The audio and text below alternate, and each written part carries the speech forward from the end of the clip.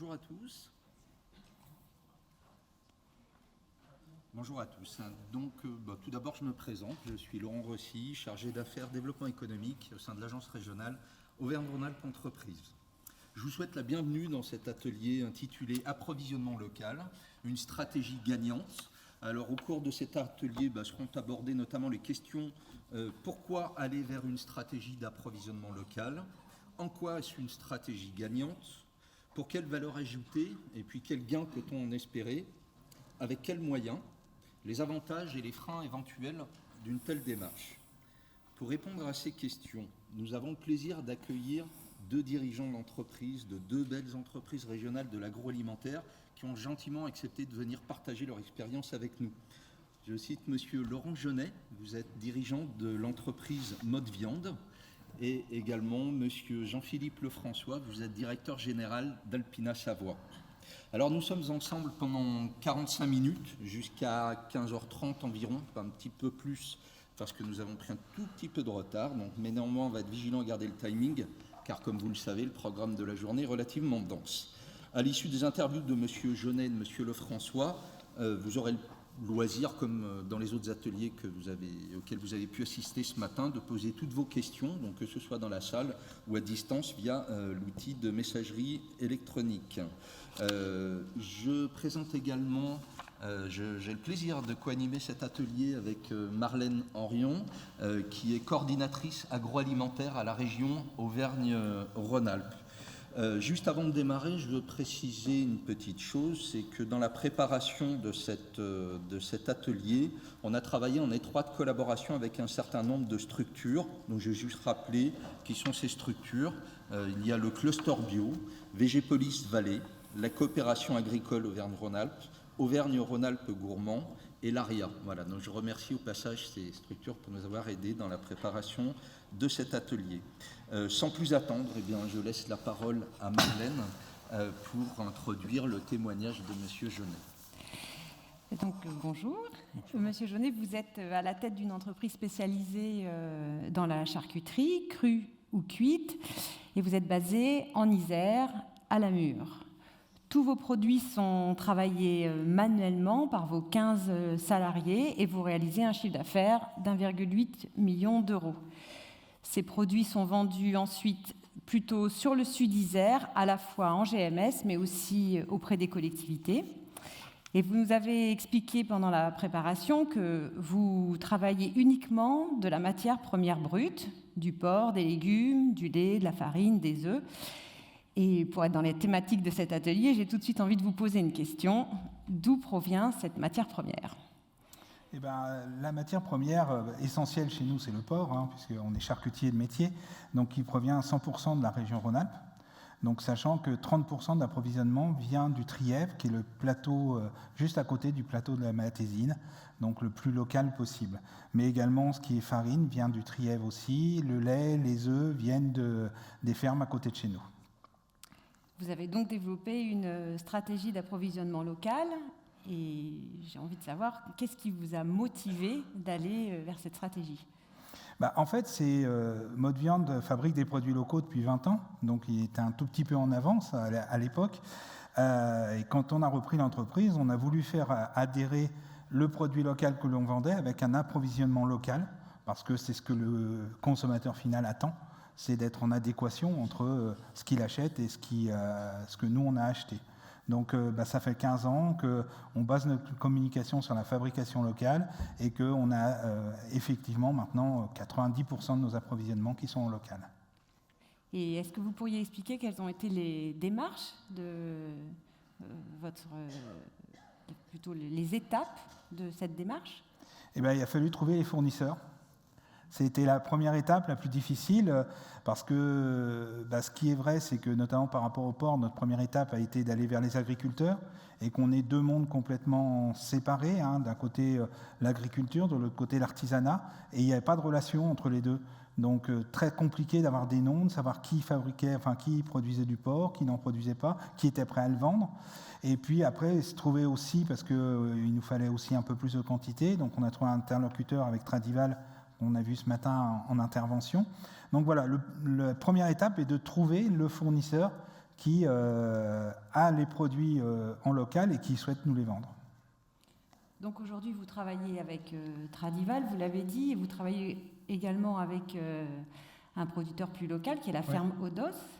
Et je voulais savoir quels sont les critères qui vous ont conduit à choisir ces deux fournisseurs. Eh ben, en premier, c'est la qualité de la viande, parce que c'est pas parce que c'est en local que ça va être bon. Hein. C'est quelqu'un qui travaille mal, même s'il est à côté de chez moi, ça va pas. Mais le premier critère a été la qualité. Mais comme ils sont en local, on a pu aller voir directement l'élevage ou l'abattoir et voir la qualité de viande qu'ils étaient capables de nous sortir. Et là, maintenant, ça va faire plus de 10 ans qu'on travaille avec eux. Et voilà, il y a une constance. Il y a aussi la constance dans la qualité qui est super importante. Et pour cet approvisionnement local, vous avez certainement rencontré des freins ou des difficultés dans cette mise en place. Est-ce que vous pourriez nous dire qu'est-ce que c'était et comment vous les avez levés? Eh ben, les freins, le plus important, c'est un manque de connaissance des deux parties. C'est-à-dire que le monde agricole ne nous connaît pas, nous ne connaissons pas le monde agricole, donc il faut trouver le même langage.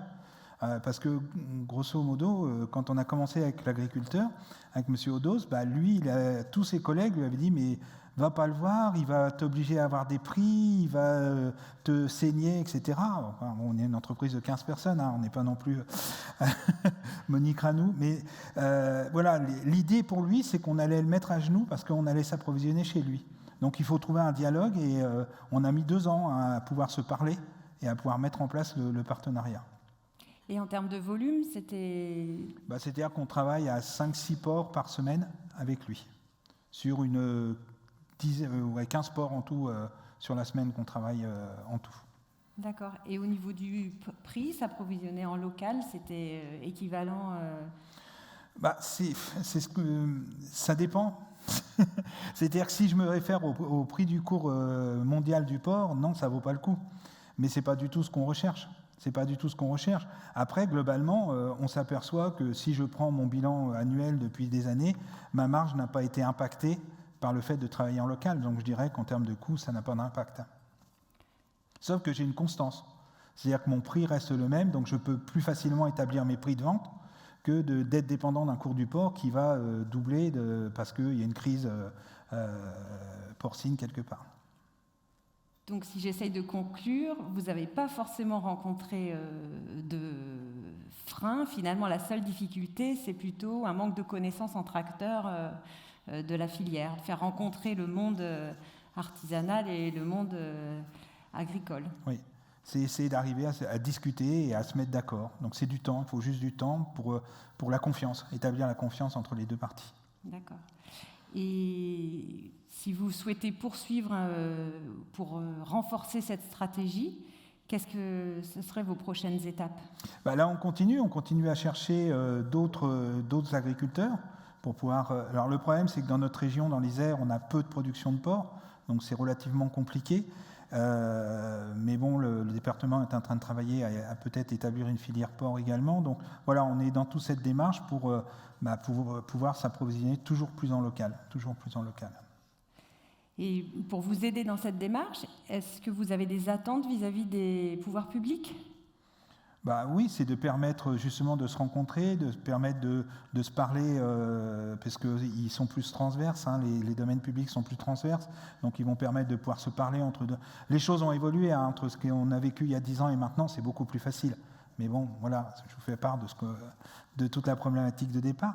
Après, c'est nous aider aussi parce que la législation devient de plus en plus compliquée, et notamment avec la loi Egalim, pour des entreprises de notre taille, c'est juridiquement une impossibilité à pouvoir s'y mettre, alors qu'on le pratique. C'est-à-dire que nous, depuis des années, on fait la loi Egalim, mais voilà, c'est nos interlocuteurs, après, on va dans la GMS, ils nous demandent des tas de papiers dans tous les sens, et là-dessus, on peut avoir une aide, justement, des institutions qui peuvent peut-être nous aider à établir ce genre de contrat. Okay. Le message est entendu. Et quand on a préparé aussi cette entrevue, on a vu que vous aviez finalement étendu cette stratégie du local avec votre fournisseur d'emballage. Est-ce que vous pourriez nous en dire un peu plus ? Oui, ça fait partie des belles rencontres qu'on peut faire. J'étais sur un salon à Valence et j'ai rencontré Virginie Biopac qui fabrique des emballages assez sains. donc qui est en bas de chez nous, à 20 km de chez nous. Et ce qu'on applique à nos matières premières, on s'est dit on va l'appliquer à nos emballages, d'autant plus qu'il travaille sur un emballage éco-conçu qui nous a permis de baisser notre taux de plastique également. Donc on est dans cette démarche d'approvisionnement local, mais également d'éco-conception. Pour terminer, parce que je crois que notre temps s'écoule, qu'est-ce que vous pourriez dire aux entreprises qui sont dans la salle pour leur donner envie de s'approvisionner en local ? Je dirais la première des satisfactions et le premier point, c'est la sécurisation. C'est-à-dire que, étant en approvisionnement local, je ne suis moins dépendant des marchés internationaux. Parce que même à notre taille, on s'aperçoit qu'un marché international, une crise du porc en Chine, impacte le prix de la viande ici. Alors que quand on travaille en local, ça impacte beaucoup moins. C'est avoir une réactivité. On l'a vu lors de la crise du Covid, c'est-à-dire que moi, mes fournisseurs, je suis capable d'aller chercher les produits chez eux si jamais ils ne peuvent pas me les livrer. C'est également un partenariat, c'est-à-dire que globalement, quand je fais travailler les gens à côté de chez moi, ils achètent mes produits. C'est une économie circulaire, c'est une économie. Et puis, c'est un choix philosophique aussi. C'est un vrai choix de stratégie d'entreprise de dire moi, je travaille en local parce que c'est notre implantation, c'est notre façon de travailler et que ça nous satisfait aussi pleinement de ce côté-là. Très bien, merci beaucoup. Je ne sais pas si...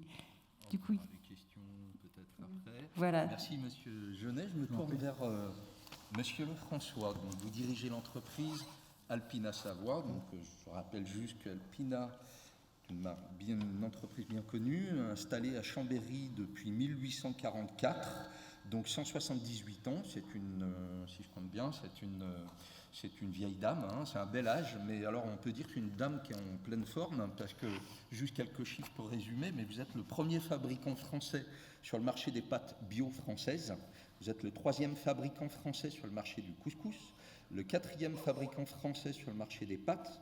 Donc l'entreprise compte 147 collaborateurs pour un chiffre d'affaires d'environ 46 millions d'euros. Vous transformez chaque année 40 500 tonnes de blé dur et vous couvrez un peu plus de 40 pays à l'export. Donc Alpina, c'est une histoire riche depuis 1844, comme on le constate. Et en préparant cet atelier, il y a une date pivot qui est ressortie, et notamment ça date d'une quinzaine d'années, période notamment à laquelle vous avez laissé de côté une stratégie de mass market. Vous pouvez nous en dire un petit peu plus ? Oui, bien sûr. D'abord, bonjour à tous. Alpina Savoie a une longue histoire. Vous l'avez dit, 1844, c'est une entreprise qui a toujours été implantée à Chambéry avec un passé de meunier dans un premier temps qui est vraiment un ancrage fort pour notre entreprise. Et vous parliez d'un événement qui s'est passé il y a une quinzaine d'années. En fait, en 2007, il y a une hausse extrêmement importante de la matière première, comme on l'a vu aujourd'hui, dans les mêmes circonstances, avec une très grosse difficulté pour l'entreprise pour répercuter ses prix auprès de la grande distribution. Et étant une PME, on n'a pas eu la possibilité de tenir cette situation, et l'entreprise a été placée en procédure de sauvegarde. Alors à l'époque, l'entreprise s'était recentrée sur la production de marques de distributeurs avec des volumes assez conséquents, puisque vous parliez de 42 000 tonnes de blé, ce qui fait à peu près 30 000 tonnes de produits finis. À ce moment-là, on faisait 52 000 tonnes de produits finis, donc une production beaucoup plus importante. Et pour pouvoir continuer l'activité, pérenniser l'activité de l'entreprise, il a fallu faire des choix importants, puisque l'entreprise est passée en quelques mois d'une production de 52 000 tonnes à près de 30 000 tonnes de produits, avec une volonté de se recentrer sur des productions à plus forte valeur ajoutée. Et dans l'agroalimentaire et dans les pâtes en particulier, pour faire de la valeur ajoutée, il faut être un peu inventif. Donc notre objectif, c'était de nous recentrer sur des niches. Et dans ces niches, il y a eu à la fois l'expression de toute la compétence et la connaissance technique de l'entreprise, puisque la Savoie était, il n'y a pas encore si longtemps, à l'échelle humaine, dans le giron du royaume du Piémont-Sarthe, donc il y avait une forte acquaintance avec l'Italie et a acquis un vrai savoir-faire pastier historique. Et en plus, c'est une entreprise qui a été dirigée par une famille. Aujourd'hui, le patron du moulin d'Alpina s'appelle Antoine Chiron, comme le créateur de l'entreprise. C'est la 6e génération de meuniers de la même famille dans l'entreprise. Donc il y a vraiment une transmission, un vrai savoir-faire qui nous ont permis de reconstruire une stratégie et nous développer sur des produits qui pouvaient correspondre à différents marchés. Donc ça aussi, c'est important de ne pas rester avec uniquement un réseau de distribution. Donc on s'est développé à la fois sur la restauration, avec des gammes de produits réhydratables à froid. On s'est développé sur les marchés des industriels, donc notamment le couscous, on est peu connu pour ça, mais on approvisionne tous les grands fabricants de taboulés français. Et on s'est développé sur la grande distribution, sur des produits qui sont issus de filières. Et là, on a fait un choix stratégique qui était de dire on ne prend que des approvisionnements français et le plus local possible, avec pour ambition d'accompagner ce recentrage d'approvisionnement avec une politique de contrat pluriannuel, donc une relation équitable avec nos fournisseurs, et en même temps des cahiers des charges ambitieux, puisque notre objectif était de se caler sur les cahiers des charges d'alimentation pour bébés, donc sans résidus de pesticides, sans métaux lourds. Pourquoi ? Parce que, étant acteur de l'alimentaire, la première question qu'on se pose, c'est de se dire est-ce qu'on donnerait à nos enfants à manger ce qu'on produit tous les jours ? Alors, bien obligatoirement, on a le droit de se poser des questions, mais en même temps, si on dit non, c'est qu'il y a un problème. Donc nous, on a dit, pour dire oui, voilà un peu le modèle d'alimentation qu'on puisse développer. Et donc, à partir de là, on a commencé à mettre en place des filières de production, puisque la matière première unique de la pâte, c'est le blé dur. Alors l'eau, bien sûr, de nos montagnes, mais aussi le blé dur. Et donc, on a travaillé sur des filières bio. Il n'existait pas de filière bio-française, de blé dur bio-française, donc on a créé cette filière. On a créé aussi des filières, donc zéro résidu de pesticides pour ceux qui ne pouvaient pas aller sur le bio. Et on a développé en partenariat avec des agriculteurs et surtout des organismes stockeurs privés, pas avec des grosses coopératives, mais plutôt des petites structures qui nous ont accompagnés dans notre modèle de filière. Et pourquoi on parle de filière ? Parce que nous sommes acteurs, nous, de première et deuxième transformation, c'est-à-dire que nous avons notre propre moulin. Il ne reste plus que 5 moulins de blé dur en France, ce qui nous permet de pouvoir transformer notre matière première en produits pour l'entreprise de pâtes. Et on ne peut faire que des bons produits avec des bonnes matières premières. Donc c'est aussi comme ça qu'on garde la maîtrise de ces matières premières. Et notre objectif, c'était, en développant ce modèle, c'était d'accompagner nos engagements, puisqu'on a pris des engagements forts, à la fois auprès de nos salariés, auprès de nos partenaires. Et puis, on a commencé à vouloir s'engager parce que l'agriculteur est aussi le premier jardinier français. On voulait les accompagner dans un renouveau du modèle français. Et notamment, on est parti sur quelques études qui nous ont marqués, avec la disparition de la faune et notamment des oiseaux des champs, avec 30% de disparition en 10 ans. Là aussi, des problèmes de pollution et de contamination liés aux pesticides, avec des problématiques de récepteurs endocriniens sur les consommateurs, mais aussi pour les agriculteurs. Donc, tous nos engagements filières se sont concentrés vraiment sur l'amélioration de ces modèles de production. Et on en est arrivé à un modèle qui, pour nous, est le modèle ultime, qui est la production de blé dur bio en Camargue, sans utilisation de pesticides, même bio, avec là aussi un engagement fort. Et on est passé sur cette région d'une production de quelques centaines de tonnes à près de 10 000 tonnes sur l'année dernière, et en valorisant systématiquement la production en partenariat avec les agriculteurs. Donc ça aussi, c'était un engagement fort. Alors, notre engagement, ça a été aussi derrière de commercialiser, donc de proposer donc à la grande distribution notamment et aux utilisateurs ce type de produit qui correspond aujourd'hui à une réelle volonté, on le voit avec le Covid, du consommateur de s'engager sur des produits responsables, donc qui soient plus sains, plus équitables, plus locaux. Et donc on a réussi à pouvoir proposer ce genre de produits dans un univers, la pâte, qui est quand même assez standard, avec des productions qui étaient plutôt issues de blé qui venaient du Canada, d'Italie, d'Espagne, ailleurs. Donc c'est vrai qu'on a amené une autre façon de penser les choses, une autre façon de voir le modèle de production. D'accord. Donc, bon, des engagements forts, des valeurs véhiculées par l'entreprise forte, vous venez de le rappeler, une stratégie d'appro très ancrée sur le national, mais je sais que vous menez aussi une stratégie, sur certaines gammes de vos produits, très locales. C'est ça ? Bien sûr. Alors, nous, Alpina, on est connus pour le creuset. Le creuset, c'est un produit emblématique de Savoie. C'est vraiment une production très typique de notre région. Et avec cette vision-là, on a voulu justement recentrer encore davantage nos approvisionnements. Alors, pas que dans le blé. Alors, il ne se fait pas encore beaucoup de blé dur en Savoie, on est bien d'accord, mais on a vraiment privilégié les approvisionnements sur la vallée du Rhône et on s'est concentré sur le développement de petites filières avec des cahiers des charges ambitieux. Et en parallèle de ça, le creuset étant fait par exemple avec de la farine, on a développé avec un moulin de blé tendre, parce qu'on ne peut pas faire, nous on a un moulin de blé dur, on ne peut pas faire du blé tendre dans notre moulin, avec un moulin qui est à quelques kilomètres de chez nous et une coopérative qui est la dauphinoise, donc Oxiane aujourd'hui, qui est vraiment très locale aussi autour du bassin chambérien. On a développé une filière de production de blé tendre pour produire notre farine et du coup, avec le meunier, on a développé une gamme qu'on appelle la farine de Savoie, avec toujours la même ambition au niveau des cahiers des charges, mais qui est produite à 25 km autour de Chambéry. Donc ça, c'est important pour nous aussi d'être extrêmement local. Et on a fait la même chose avec les œufs, puisqu'on est passé au départ d'œufs cage, il y a 5-6 ans, à des œufs plein air. Dans un premier temps, on s'est adapté à la capacité de production, donc on a pris des œufs plein air français, puis des œufs plein air Rhône-Alpes, et là on est en train de développer une filière sur des œufs plein air de Savoie. Alors l'objectif pour nous étant de ne pas d'être un porte-drapeau, mais c'est surtout de ramener des capacités de production pour aussi soutenir l'agriculture dans des milieux qui ne sont pas obligatoirement très simples non plus à développer, et avec des productions qui soient suffisamment rentables. On a aussi, dans un souci, on est peut-être un peu perfectionniste, mais en tout cas, on trouve qu'on est engagé, il faut être un peu plus jusqu'au boutiste quand on est engagé.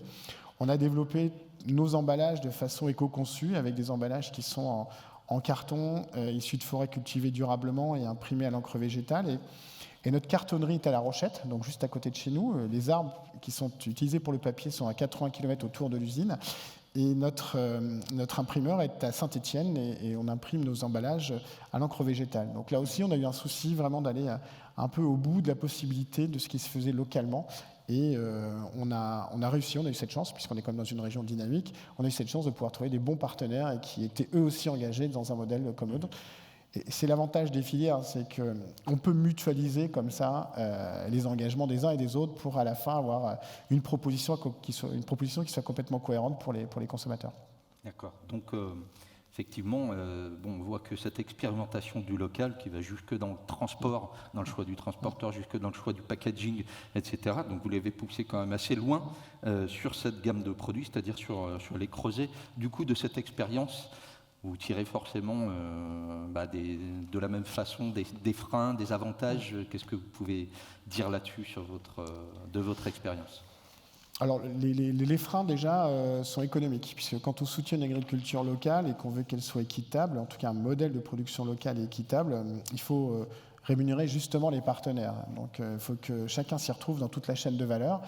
Et dans un milieu extrêmement compétitif, avec une forte pression sur le pouvoir d'achat, on le vit bien en ce moment, il faut pouvoir exprimer justement des vrais avantages que puisse retrouver le consommateur engagé, ce que nous on appelle le consommateur, qui va aller chercher justement à travers des producteurs comme nous des engagements, puisqu'il y a ce qu'il mange, mais ce à quoi il s'engage dans ce qu'il mange. Et donc la difficulté de valoriser était importante, et là il a fallu vraiment que nous on s'exprime dans toute la filière pour pouvoir vendre tous nos avantages à nos clients. Donc ça, on a réussi parce qu'on est petit acteur, parce qu'on s'adresse à des niches, je vous l'ai dit tout à l'heure, c'est notre stratégie. On n'a pas volonté d'être un gros acteur national, donc on peut valoriser l'ensemble de la chaîne de valeur sur toute la filière. Un autre point qui est important aussi, c'est qu'on ne peut pas demander n'importe quoi à nos partenaires. L'objectif, c'est pas de leur dire tiens, un matin, je me suis levé, ce serait l'idéal si mon blé pouvait être bleu, par exemple. Je dis n'importe quoi, parce que le bleu, c'est la couleur d'Alpina. En fait, il faut aller à l'écoute de ces partenaires, comprendre ce qu'ils font, et ceux, souvent, qui sont force de proposition. Quand on a fait une filière blé dur bio sans utilisation de pesticides, c'est pas nous qui l'avons inventé, c'est parce qu'il y a un producteur qui s'était de par lui-même engagé à faire ce type de production. Et on s'est dit, voilà, c'est formidable, on ne peut pas le laisser tomber, il faut qu'on l'aide, il faut qu'on l'accompagne, c'est extrêmement important. Donc le frein, c'est ça aussi, c'est de ne pas vouloir aller trop vite, de faire en fonction des capacités des partenaires, mais en même temps garder cette cohérence dans les engagements. Et l'idée, c'est de faire mieux qu'hier, mais moins bien que demain. C'est ça l'objectif, de toujours faire un petit peu plus. Et sur l'ensemble de nos filières. Vous parlez des transporteurs tout à l'heure. Là, aujourd'hui, on a la chance que sur Chambéry, il y a des stations de production d'hydrogène. On est en train de regarder, voir si on ne peut pas accompagner nos transporteurs pour aller chercher nos blés avec des tracteurs hydrogène. Ça coûte plus cher, mais en même temps, si on ne fait pas le pas, qui va le faire ? C'est un peu ça l'idée. D'accord. Donc on est tout le temps à la recherche de ces partenariats. Bon, alors on le voit aussi dans les communications qui sont faites, notamment par les grands acteurs du marché, qui revendiquent de plus en plus une stratégie nationale. Finalement, vous, ce que vous faites déjà depuis de nombreuses années, du coup, comment vous réagissez par rapport à ça ? Nous, on réagit bien. Enfin, moi, je pense que c'est important dans un engagement global, et surtout, on l'a vu avec le Covid, Les consommateurs ont pris conscience, les industriels ont pris conscience. On est en train de trouver un équilibre en France dans ce qu'on appelle la relocalisation. Et je pense que c'est important que tout le monde puisse avoir la possibilité de s'engager de cette façon, puisque les agriculteurs sont comme les jardiniers de notre environnement, donc il faut les aider à bien faire les choses. Les transporteurs aussi utilisent aujourd'hui des carburants, il faut les aider à bien faire les choses.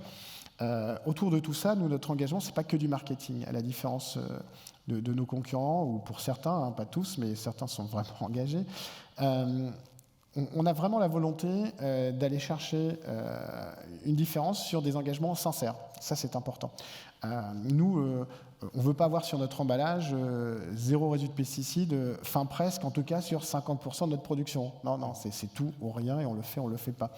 Et là, petit à petit, on a vu nos concurrents, comme vous l'avez dit, commencer à dire tous, nous, on produit français. On a des blés français, c'est très bien. Alors pour certains, on a des blés sans résidu de pesticides, enfin presque. Donc nous, ça nous oblige à toujours aller un peu plus loin, à toujours faire un peu plus. Et à communiquer aussi, parce que ça, c'est un autre problème. On est tous acteurs, on a tous envie de bien faire. Maintenant, on n'a pas les moyens de communiquer, ça ne se sait pas toujours. Donc ça peut engendrer un déficit. Mais petit à petit, on apprend à communiquer. La preuve, on est ici pour en parler. Et d'ailleurs, on vous remercie pour ça. Mais en même temps, ça nous oblige à aller plus loin. Et comme on a une vraie relation franche et claire avec nos producteurs, avec nos fournisseurs en général, du coup, c'est presque eux qui nous sollicitent et qui nous proposent. Là, dernièrement, on a été sollicité par des partenaires sur des réseaux, sur des processus, parce qu'ils voient en nous des bons partenaires. Et ça nous permet de pouvoir avoir toujours dans nos cahiers des projets de développement pour garder toujours une longueur d'avance, pour continuer à exister. Parce que cette longueur d'avance, elle est capitale pour nous. Le jour où on est rattrapé par les autres, on rentre dans la guerre des prix, et là, c'est fini, quoi. On retombe dans les travers de l'économie.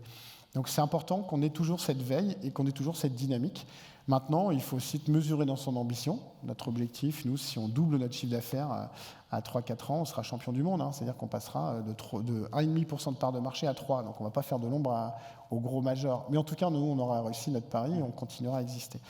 Donc c'est pour ça que dans cette vision, nous, le France, le bio, nos emballages éco-conçus, notre politique RSE nous donne encore de l'avance, mais on sait que ce n'est pas une finalité, mais en même temps, notre démarche est une démarche d'amélioration continue. Donc c'est pour ça que je disais tout à l'heure, on fait fait mieux qu'hier, mais on fera moins bien que demain, parce qu'on s'engage à faire mieux demain. C'est ça qui est important.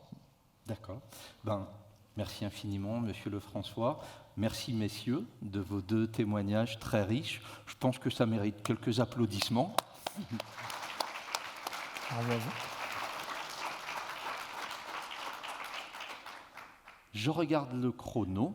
Ça va, on a encore un petit peu de temps devant nous. On va passer aux questions. Voilà, donc la salle, c'est clair. Les micros vont circuler. Et puis, allez-y, je vous laisse poser toutes les questions à ces messieurs.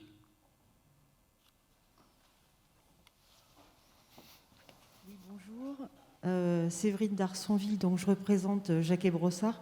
J'avais une question pour Monsieur Lefrançois. Donc, si j'ai bien compris, vous avez, suite à une explosion des cours du blé dur il y a quelques années, vous avez changé complètement la stratégie commerciale de l'entreprise. Et donc, quelque part, vous avez dû changer de consommateur. Vous vous adressez plus exactement aux mêmes. Et ça, on sait que c'est toujours un petit peu délicat en agroalimentaire que de laisser certains consommateurs pour faire un saut de trapèze quelque part. Et donc, concrètement, comment vous avez fait, comment vous vous êtes attelé à cette tâche qui est un peu scabreuse? Alors, sans dévoiler toute la stratégie de l'entreprise, ce qui est clair, c'est qu'on a délaissé une partie des consommateurs qui étaient principalement à la marque de distributeur. Donc, en fait, on était assez transparent sur cet approvisionnement. Ensuite, on était une entreprise avec une marque qui était très locale, très régionale, développée, on va dire, dans le quart sud-est. Donc, toute notre ambition, ça a été de développer une stratégie plus nationale pour diffuser des gammes nationales. Alors, le creuset est resté assez local, mais notre objectif, ça a été de développer des filières, notamment à travers la filière bio française, de développer une filière qui soit reconnue et connue par des consommateurs sur l'ensemble du territoire, qui ne soit pas justement spécifique à une région.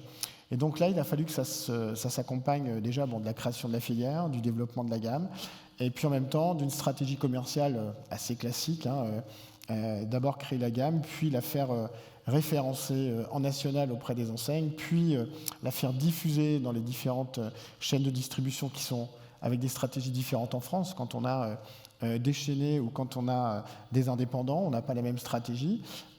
Et derrière, il a fallu développer aussi une force de vente nationale, puisque nous, on n'avait qu'une force de vente locale. Et là, on est allé se faire accompagner par une force de vente supplétive pour pouvoir justement avoir les moyens de pouvoir développer cette gamme.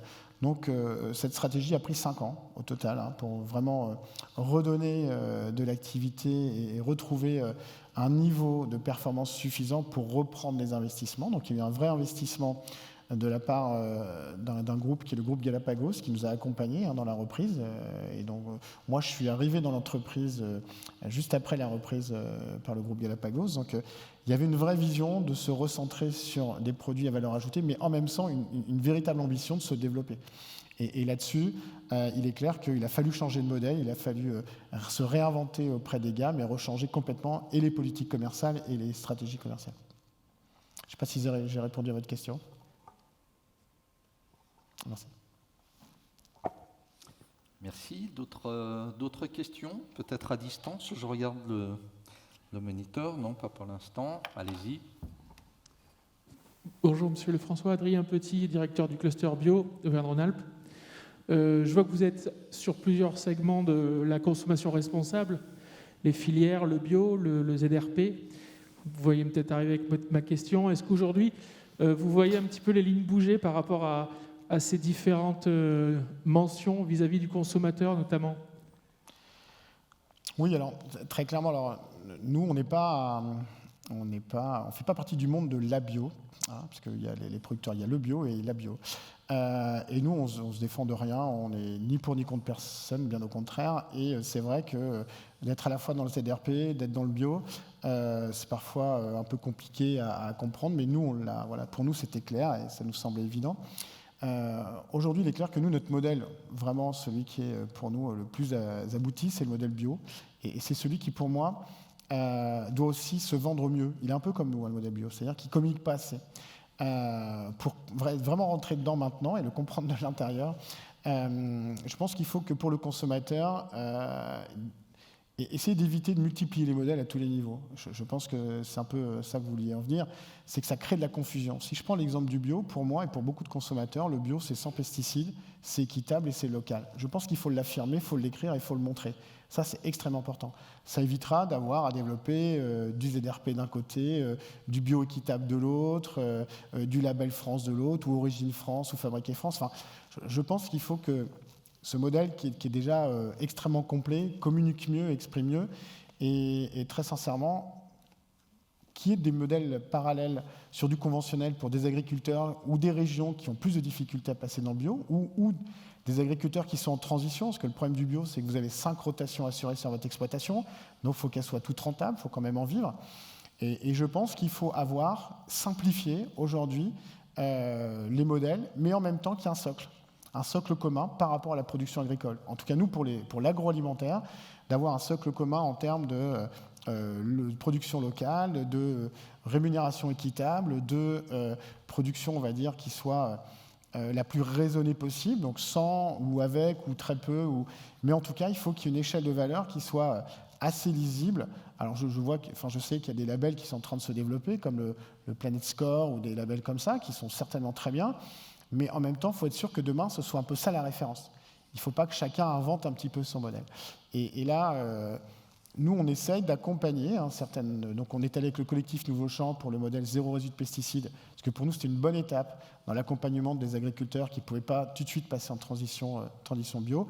Mais là, aujourd'hui, nous, on essaye de trouver des modèles d'expression de nos relations équitables avec nos agriculteurs. Et là, on est bloqué parce que si on ne fait pas partie d'une structure, on ne peut pas utiliser ce terme. Donc, moi, j'aimerais bien qu'il y ait une simplification et qu'il y ait une concentration justement des engagements. Et je suis d'accord sur le bio, il n'y a pas de problème, ça me va très bien. Merci.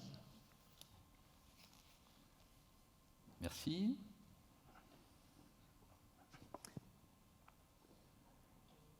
C'est bon ? Bonjour, Alexandre Mercier, Société Brueggen. Je vous pose une question justement de savoir si une filière locale est aussi envisageable quand on fait de la MDD? Je ne sais pas si vous avez l'expérience, mais nous, on a l'expérience. Justement, c'est Et pour ça. on ne fait plus que des MDD qui ont justement un lien avec des filières. Et là, je vais citer des enseignes. On travaille avec Carrefour principalement, et on est en train de se développer avec Monoprix et deux autres enseignes sur lesquelles on est moins avancé, où on développe des MDD françaises avec des engagements équitables, donc des contractualisés avec une juste rémunération pour les producteurs, et en même temps des engagements sur un aspect sanitaire, c'est-à-dire sur la diminution de l'utilisation des intrants, ou éventuellement même sur du bio français, puisqu'avec Carrefour, on a développé une filière bio française. Et là, c'est pareil, c'est un modèle qui doit être équilibré, qui doit être équitable. On sait que les relations avec la grande distribution, c'est toujours difficile. Et là aussi, il faut que ce modèle de production française soit aussi préservé par le distributeur, à partir du moment où le distributeur s'y retrouve. Et aujourd'hui, on voit que les consommateurs attendent aussi des distributeurs qui fassent ces offres. Donc nous, dans le milieu de la pâte, en tout cas, on est un peu le spécialiste des filières, donc on est aussi le spécialiste du développement des produits à base de filières françaises saines et équitables. Donc, après, ce ne sont pas des grosses filières, ce ne sont pas des gros volumes, ce n'est pas le cœur de la MDD.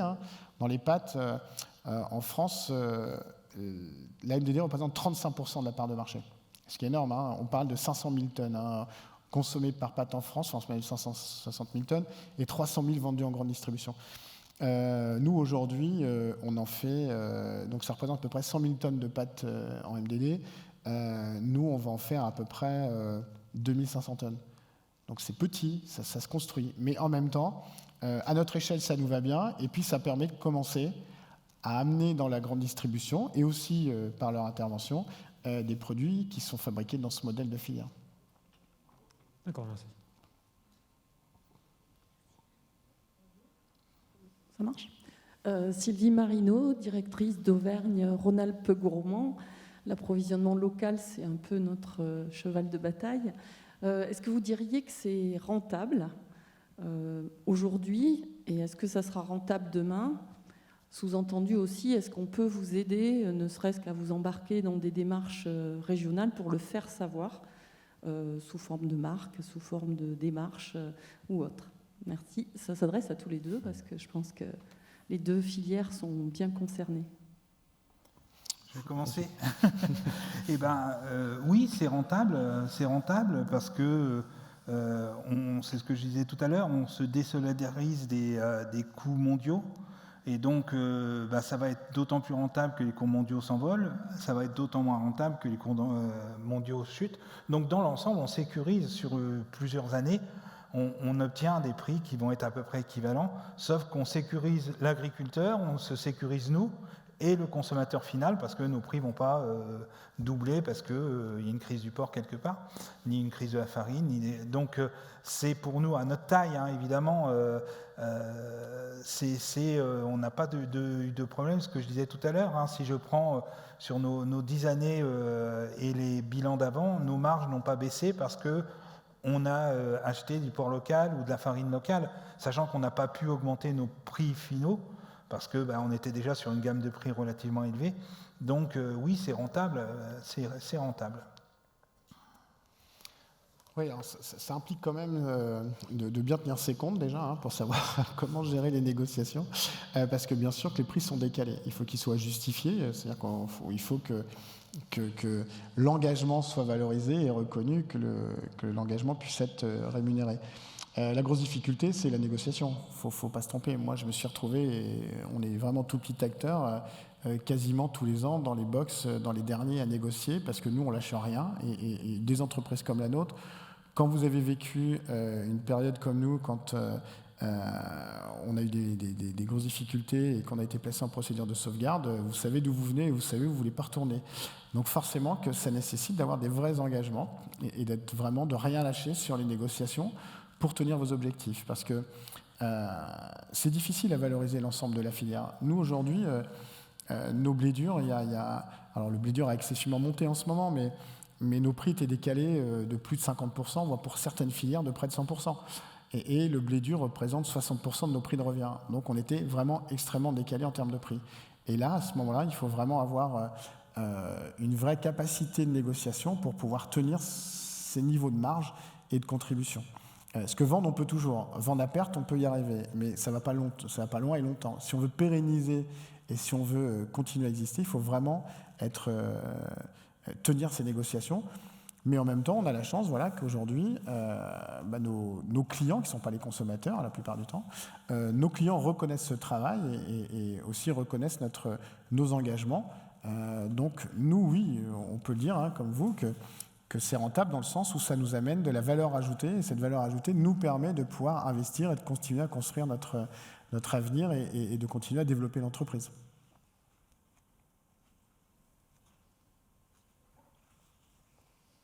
Merci. On a encore le temps de prendre peut-être une dernière question.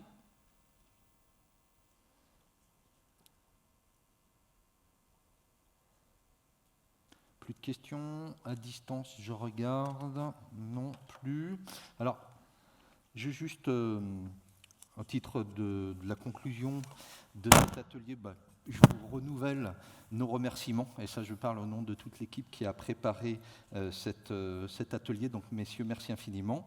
Je voudrais également simplement rappeler que les structures partenaires que j'ai citées en introduction d'atelier peuvent, et là je m'adresse à toute la salle, peuvent vous proposer leur appui pour vous aider à mettre en œuvre certains leviers d'action pour mettre en place un appro local.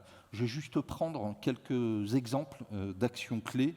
Ce peut être identifier un fournisseur en région, ce peut être identifier une matière première ou un ingrédient spécifique, mettre en relation des coopératives et des acheteurs, obtenir des informations sur un marché local pour une filière spécifique, ce peut être une étude de marché, une étude de faisabilité, etc. Donc ces structures partenaires se trouvent dans l'espace d'échange en face de ce bâtiment, là de l'autre côté de la cour, et donc vous pouvez échanger, prendre au moins des contacts aujourd'hui pour vous revoir ultérieurement, et ils seront présents jusqu'à 17h45. Voilà, je ne sais pas si certains veulent rajouter peut-être quelque chose, détaillé, comme il nous reste encore 2 minutes, allez, éventuellement. Non ? Bien. Eh bien, je vais juste vous rappeler du coup qu'à 15h45 exactement, c'est-à-dire dans une dizaine de minutes, se tiendra un autre atelier très intéressant qui s'appelle « De la finance à l'assiette, stratégie de financement des projets agroalimentaires ». Donc là, on va parler financement. Mesdames, messieurs, je vous remercie et vous souhaite une bonne fin de journée. Au revoir. Au revoir. Au revoir.